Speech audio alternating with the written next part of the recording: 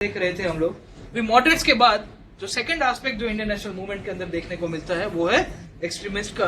ठीक है, तो ये लोग जो बोलते हैं कि हमको राइट्स दे दो, तो ये लोग बोलेंगे हम कह के लेंगे, हम लोग आपके अधिकार ठीक है छीन के ले लेंगे। ओके, तो आजादी हम लेके रहेंगे। ये पूरा का पूरा स्वराज वाला जो सिद्धांत था कि Swaraj is my birthright and I shall achieve it, तो उसकी शुरुआत यहाँ पे जो होगी जिसे कहते हो आप एक्सट्रीमिज्म की तरफ। ओके, तो थोड़े चरमपंथी विचारधारा वाले लोग थे और इनके साथ ही थोड़ा बहुत इर्द गिर्द बैकग्राउंड के अंदर चलता रहता है। हम लोग थोड़ा एक ओवरव्यू लेते हैं एक्सट्रीमिस्ट का, उसके बाद जो बंगाल का जो विभाजन है, जो बंगाल का पार्टीशन है, स्वदेशी आंदोलन, वो नेक्स्ट फेज के अंदर। अब आप देखिए कि एक्सट्रीमिस्ट आइडियोलॉजी का भारत के अंदर उद्भव क्यों होता है, उसके पीछे थोड़ा बहुत बैकग्राउंड जानने की कोशिश करेंगे। एक नया ग्रुप उभर के आ रहा था, 1900 के आसपास का समय था। This was a time somewhere around 1900s and there was this emergence of new groups who started demanding new things. इसने डिमांड कर दिया कि आप पुरानी जो आइडियोलॉजी है उसको बंद कर दो। They were critical of ideology and old leadership. बोले ये क्या मांगते रहते हो, बोले थोड़ी मांगने का है, ये तो हमारा जन्मसिद्ध अधिकार है। बोले ठीक है, तो इसके लिए बोला गया ना कह के लेंगे। तो एंग्री यंग मैन आ रहा था, बोले they adopted swaraj as a goal. Hindi pictures के अंदर भी यही हुआ। 1950s के मूवीज देखेगा तो आपको कुछ नया ट्रेंड देखने को मिलेगा।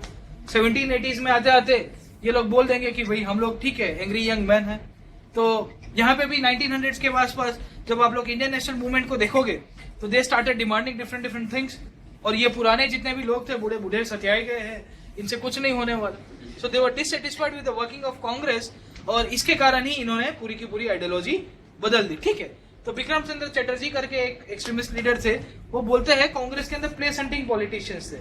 बोले सत्ता के लालचू लोग रहते थे ये जितने भी आपके मॉडरेट्स थे, और इनसे कुछ नहीं होने वाला, जो भी होने वाला है वो हमसे होने वाला है। ठीक है, तो I don't always get angry, when I get angry I become Bollywood superstar. ठीक है, तो इनके साथ भी यही पूरा का पूरा मुद्दा रहता था। हमको ये देखना है कि what are the reasons behind the rise of extremism. जैसे भारत के अंदर राष्ट्रवाद कैसे पनप के आ रहा था, तो वैसे ही ये उग्रवाद, ये आपकी चरमपंथी विचारधारा थी, वो क्यों इतनी बढ़ के आ गई। ओके, एक तो पहला मैंने आपको बताया जो नेशनलिज्म के साथ साथ जो थियरीज जुड़ी हुई थी वही थियरीज इसके साथ भी होगी। Recognition of true nation of British rule 1900 के आसपास आते आते सब पर्दा बाहर निकल चुका था और हमारे लोगों की जो इकोनॉमिक मिसरीज थी, हमारे जो किसान थे, उनका शोषण भी लोगों को पता चल रहा था। ऑलमोस्ट फेमाइन के आसपास तक आते आते करीबन 1896 से लेकर 1900 तक आते आते 90 लाख लोग मारे जाते थे आपके अकाल और उसके कारण। Okay, so these people were getting angry that the government was not doing anything। और यहाँ पे आप लोग इतनी सारी चीजें डिमांड करते रहते हो, कंटिन्यूसली प्लेग हो रहे थे, राइट्स हो रहे थे, और इन सब के पीछे हमारा जो एंग्री यंग मैन का जो खून था वो मान रहा था कि भाई इसके पीछे अंग्रेज जिम्मेदार है। Leaders were imprisoned on the charges of sedition. मैंने बताया कि राजद्रोह का केस लगा के अंग्रेज डायरेक्ट आपको ससुराल भेज दिया करते थे। इनको ये चीज भी पसंद नहीं आ रही थी। ऑफिशियल सीक्रेट एक्ट हो, आपकी प्रेस की जो पूरा का पूरा गला घोटने का काम किया अंग्रेजों ने, ये चीज भी हमारे जितने भी एक्सट्रीमिस्ट लीडर्स थे 1900s के आसपास जो उभर के आ रहे हैं उनको ये चीज पसंद नहीं आ रही थी। इंडियन यूनिवर्सिटीज एक्ट होगा, लॉर्ड कर्जन हमारी यहाँ राष्ट्रवाद की गंगा जमुना को दबाने की कोशिश करेगा, ये चीज भी बूमरैंग की तरह चल रही। इसके साथ साथ हमारे यहाँ एक कॉन्फिडेंस आ रहा था, एक सेल्फ रिस्पेक्ट आ रहा था, और यहाँ पे एक फीलिंग आ रही थी that only the masses were capable of making the immense sacrifices. बोले हमको जना होगा और यहाँ पे हमको थोड़ा बहुत बलिदान भी देना पड़ेगा। ये फीलिंग सेल्फ रिस्पेक्ट के साथ साथ यहाँ पे एक्सट्रीमिज्म को बढ़ावा देती रहती थी। ओके, इसके साथ साथ मैंने आपको बताया कि राष्ट्रवाद के अंदर जैसे एजुकेशन बढ़ा वैसे ही एक्सट्रीमिज्म के थ्रू भी यहाँ पे आपको एजुकेशन हेल्प करता रहेगा। एजुकेशन के साथ साथ हुआ ये कि यहाँ पे आपकी अनएम्प्लॉयमेंट और अंडर एम्प्लॉयमेंट बहुत हो रही थी, और इसके कारण जब हमारे लोगों ने सीखने के बाद पता चला कि this is HDI, this is poverty, this is BPL, ये सब चीजें हमारे ऊपर लागू हो रही थी। बोले कुछ भी नहीं है, अनएम्प्लॉयमेंट नहीं था, अनएम्प्लॉयमेंट बहुत था, अंडर एम्प्लॉयमेंट बहुत था, हमारे लोग गरीब के गरीब रह रहे थे। And as a result of this thing the extremist leaders thought कि हमको कुछ करना पड़ेगा, इनको हटाना पड़ेगा। एसेंशियली एक और रीजन बोला जाता है वो है वेस्टर्नाइजेशन या पश्चिमीकरण। ये लोग बहुत ही क्रिटिकल थे और इनकी क्रिटिकल आइडियोलॉजी के तहत इनको लगता था कि अंग्रेज हमारे समाज को तोड़ने की कोशिश कर रहे हैं पश्चिमीकरण के तहत, और इसको भी बंद करना चाहिए। ठीक है, excessive westernisation and sense colonial designs to submerge the Indian culture. भारतीय संस्कृति खतरे के अंदर है और ये खतरे को आपको बचाना है तो अंग्रेजों को यहाँ से हटाना पड़ेगा, और बोले फोर्स का थ्रू ही यूज करना पड़ेगा। They were also dissatisfied with the achievements of the moderates आपकी जो मॉडरेट कम्युनिटी थी, इनसे भी ये लोग बहुत नाराज हो गए थे और इनका मानना था कि बेटा तुमसे ना हो पाएगा, बोले छोड़ दो तुम, ठीक है। So they were strongly critical of the method adopted of peaceful and the constitutional agitation. बोले मॉडरेट कुछ नहीं कर पाएंगे, बोले ये क्या मांगते रहते हो, बोले तुमसे ना हो पाएगा, रहने दो, ओके।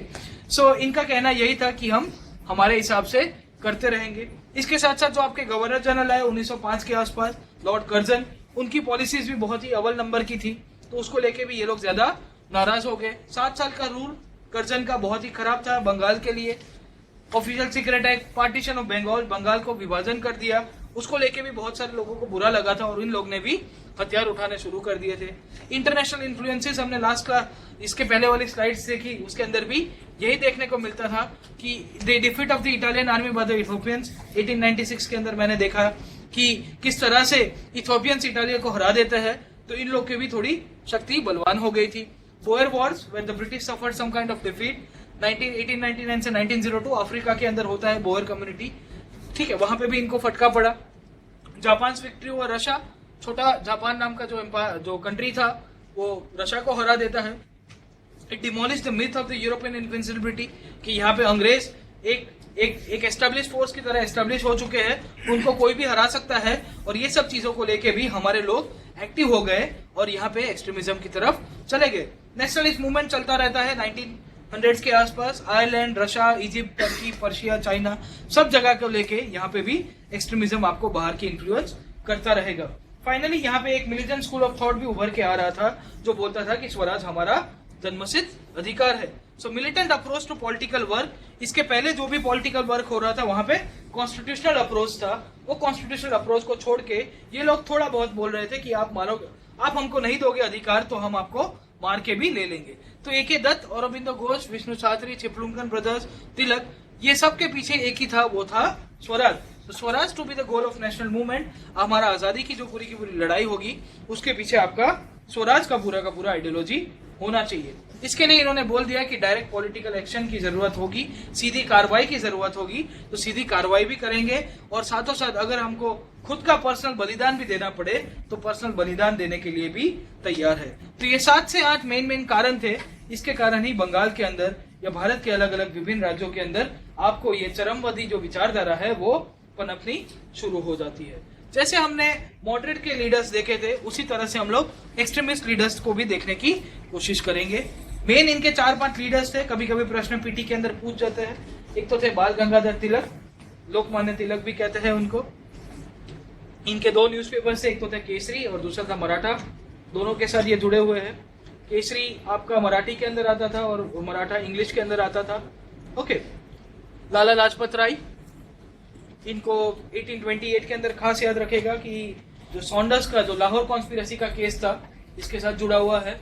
इनको लाठी लग जाती है और इसके बाद भगत सिंह एसेंशियली उनका बदला लेने के लिए सॉन्डर्स का मर्डर करते हैं और शहीद दिवस आपको पता ही होगा 23 मार्च 1931 हम लोग सेलिब्रेट करते हैं उसी दिन। एक थे बिपिन चंद्र पाल, ठीक है, तो ये भी नेशनलिस्ट लीडर हुआ करते थे बंगाल के अंदर, इनका भी कंट्रीब्यूशन एक्सट्रीमिस्ट लीडर्स के तहत बोला जाता है। और चौथे लीडर थे आपके अरबिंदो घोष, ठीक है, तो इनकी जैसे वो 4 चंडाल चौकड़ी थी, लाल बाल पाल और घोष, ठीक है, तो ये लाल बाल पाल और घोष का पूरा आइडियोलॉजी है। अब आप देखेगा कि स्वदेशी आंदोलन के बाद सबकी टाइटा फिश हो जाती है, इनको भेज दिया जाता है रंगून, ये चले जाते हैं अब्रॉड, ये बोलते थे कि मैं रिटायर हो जाता हूँ और ये तो सन्यासी ले लेते हैं। आज की तारीख में मॉडर्न डे पौंडीचेरी, वहां पे ऑरोविल करके जगह है, ये स्पिरिचुअलिज्म की तरफ चले जाएंगे, ओके। सो एक्सट्रीमिस्ट लीडर्स, मैंने बताया कि आप फोर्स यूज करने की कोशिश करोगे तो सरकार आपके सामने फोर्स ही यूज करेगी, ठीक है, तो ये चीज इनके थ्रू आपको जानने को मिलती रहती है, ओके। नेक्स्ट क्लास के अंदर स्वदेशी मूवमेंट शुरू करते हैं, पार्टीशन ऑफ बंगाल एंड स्वदेशी।